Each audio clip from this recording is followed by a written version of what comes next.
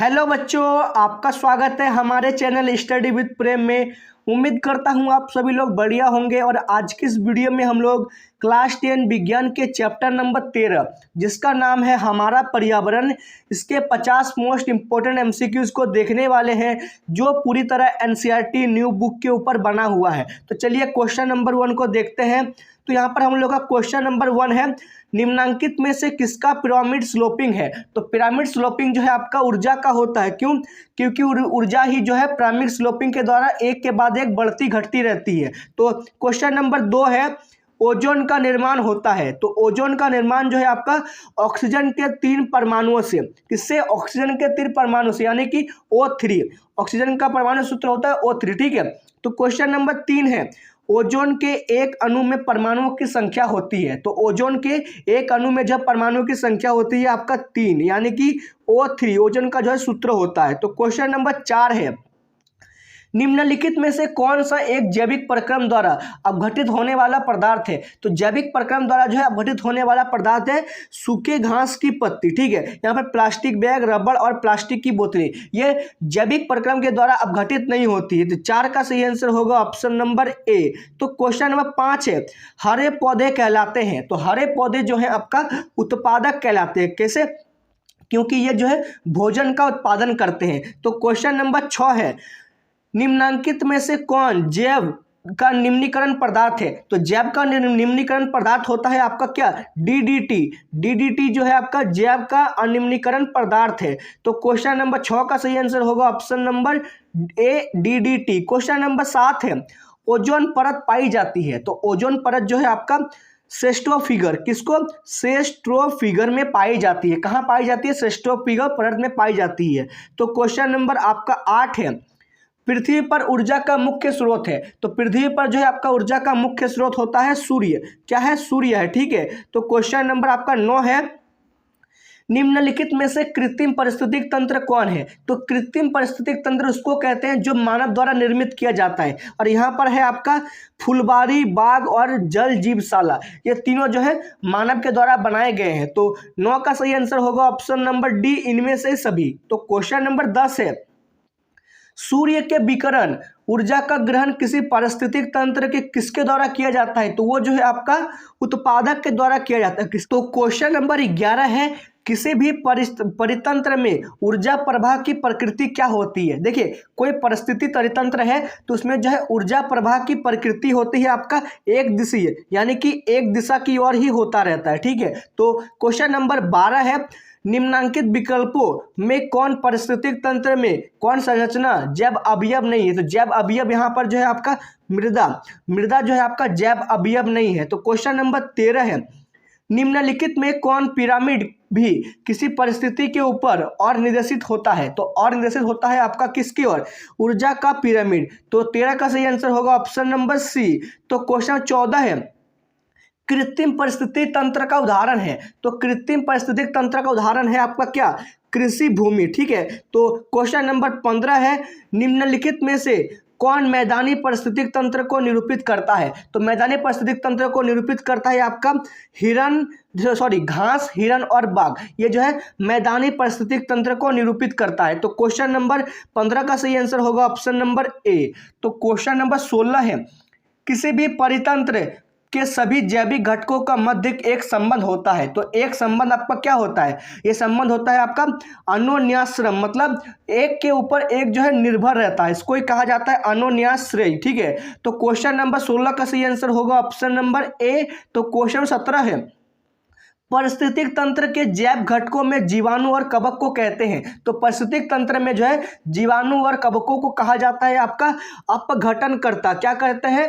अपघटनकर्ता कहा जाता है। ये काम करते हैं आपका किसी चीज को अपघटित करते हैं। ठीक है। तो क्वेश्चन नंबर 18 है, प्राथमिक उपभोक्ता कहलाते हैं। तो प्राथमिक उपभोक्ता जो है आपका शाकाहारी कहलाते हैं। ठीक है। तो क्वेश्चन नंबर 19 है, मनुष्य और तिलचट्टा किस श्रेणी के जंतु हैं। तो मनुष्य और तिलचट्टा जो है आपका किस श्रेणी के हैं? सर्वाहारी, क्योंकि ये मांस और मछली और साग सब्जी दोनों चीजों को खाते हैं। ठीक है। तो क्वेश्चन नंबर 20 है, आहार श्रृंखला का प्रारंभ किसके द्वारा होता है? तो आहार श्रृंखला का प्रारंभ जो है आपका उत्पादक के द्वारा होता है, उत्पादक से जो है अंतिम में मांसाहारी तक के होता है। ठीक है, तो क्वेश्चन नंबर 21 है, निम्नलिखित में कौन उत्पादक है? तो यहाँ पर जो है आपका घास जो है एक उत्पादक है, क्योंकि ये उत्पादित कर रहा है किसी चीज को। ठीक है, तो क्वेश्चन नंबर 22 है, जलीय परितंत्र में उत्पादक के रूप है। तो जलीय परितंत्र में उत्पादक के रूप में जो है आपका शैवाल। ठीक है, शैवाल है जो है जलीय परितंत्र में उत्पादक होता है। तो क्वेश्चन नंबर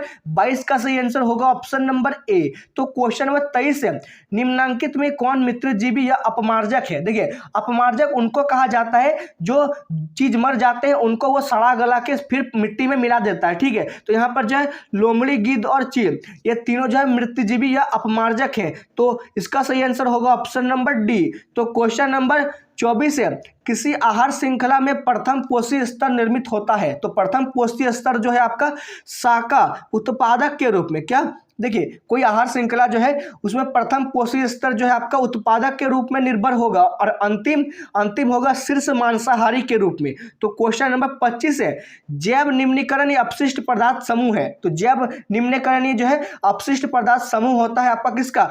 गोबर, पेपर और फलों के छिलके। गोबर, पेपर और फलों के छिलके जो है आपका ये जैव निम्नीकरण यानी कि जीवों के द्वारा जो है इसको सड़ा गला दिया जाता है। तो क्वेश्चन नंबर 25 का सही आंसर होगा ऑप्शन नंबर ए। तो क्वेश्चन नंबर 26 है, इनमें से कौन अपमार्जक है? तो यहाँ पर जो है आपका बाघ, शेर, चीता जो है आपका अपमार्जक के उदाहरण है। तो क्वेश्चन नंबर 27 है, अजैव घटक के अंतर्गत आते हैं। तो अजैव घटक के अंतर्गत जो है आपका वायु, मृदा और जल आते हैं। क्या क्या आते हैं? वायु, मृदा और जल। तो क्वेश्चन नंबर 28 है, आहार जाल में जीव अवस्थित होते हैं। तो आहार जाल में जीव जो है आपका एक से अधिक पोषी स्तर पर जो है आहार जाल के जीवित अवस्थित होते हैं। तो क्वेश्चन नंबर 29 है, किसी परितंत्र के जैव घटक होते हैं। तो किसी परितंत्र के जैव घटक जो है आपका पौधे, जानवर और मनुष्य तथा सूक्ष्म जीव होते हैं। कौन कौन?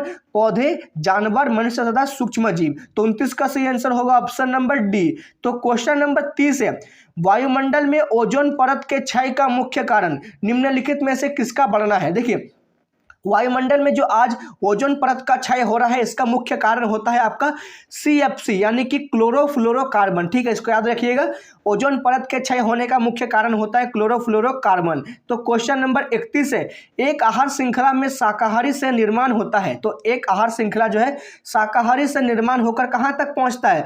द्वितीय पोषी स्तर का। तो 31 का सही आंसर होगा option number B, option number B. ठीक है, तो क्वेश्चन नंबर 32 है, निम्न में से सबसे ज्यादा प्रकाश संश्लेषी उत्पाद बनाता है। तो सबसे ज्यादा प्रकाश संश्लेषी उत्पाद जो है आपका जलीय पौधे बनाते हैं। ठीक है, तो 32 का सही आंसर होगा ऑप्शन नंबर बी। तो क्वेश्चन नंबर 33 है, प्रकाश संश्लेषण के समय CO2 के साथ कौन सी अभिक्रिया होती है? तो CO2 के साथ जो है आपका अवकरण होता है। क्या होता है? अवकरण होता है। तो 33 का सही आंसर होगा ऑप्शन नंबर बी। तो क्वेश्चन 34 है, सूर्य के विकिरण ऊर्जा को ग्रहण कौन करता है? तो सूर्य के विकिरण ऊर्जा को जो है आपका उत्पादक ग्रहण करता है। कौन उत्पादक ग्रहण करता है? 34 का सही आंसर होगा ऑप्शन नंबर सी। तो क्वेश्चन नंबर 35 है, जल जीवशाला किसके अंतर्गत आता है? तो जब जल जीवशाला जो है आपका कृत्रिम परिस्थिति के अंतर्गत आता है। किसके अंतर्गत? कृत्रिम परिस्थिति यानी जो मानव के द्वारा परिस्थिति निर्मित की जाती है। तो 35 का सही आंसर होगा ऑप्शन नंबर बी।